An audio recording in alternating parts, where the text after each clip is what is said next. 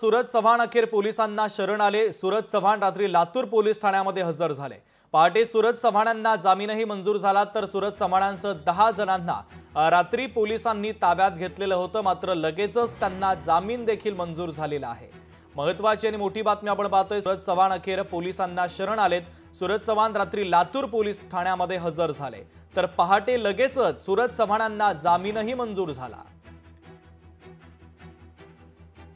अजित पवारांना त्यांची सगळी माणसं अशी वॉन्टेड का असतात, तर आत्ताच्या घटनेला सूरज चव्हाण स्वतः तिथे हजर झाला आणि कधी हजर झाला त्याच्यावरची बेलची कारवाई सुद्धा कंप्लीट झाल्यानंतर तो पोलीस स्टेशनला हजर होतो।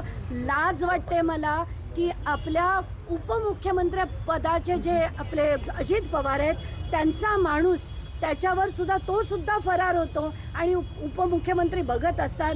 गंमत चालली आहे महाराष्ट्रात आणि कायद्याची आणि सुव्यवस्थेची तर अगदी धिंडवडे उडवून ठेवली। शरण बिरण काही नाही आला, तो हे सगळा ठरवून प्लॅन सुरू आहे। सूरज चव्हाणला या प्रकरणात वाचवायचा सगळा पूर्ण घाट राष्ट्रवादी काँग्रेस पक्षाच्या काही लोकांनी घातलेला, त्याला वाचवायचं त्यांना आणि आम्हाला मारायचं। शेतकऱ्यांच्या पोरांना मारायचं आणि तुमचे गुंड पोसायचे, ही कुठली पद्धत चालू केली आहे? हे शोभत नाही अजित दादा। चुकीच्या पद्धतीने तुम्ही या गुंडांना पोसताय, हे बरोबर नाही। जीवघेणा हल्ला केला, माझ्या एखादा कार्यकर्ता मेला असता, माझ्या जीवाचं काही बरं वाईट झालं असतं, त्याच्या आई वडिलांना किंवा आमच्या आई वडिलांना काय तोंड दाखवायचं होतं? तुम्ही लोकांनी सत्तेत बसून सगळा महाराष्ट्र लुटलाय। लोकशाही मराठी ऐका, पहा, जागरूक रहा।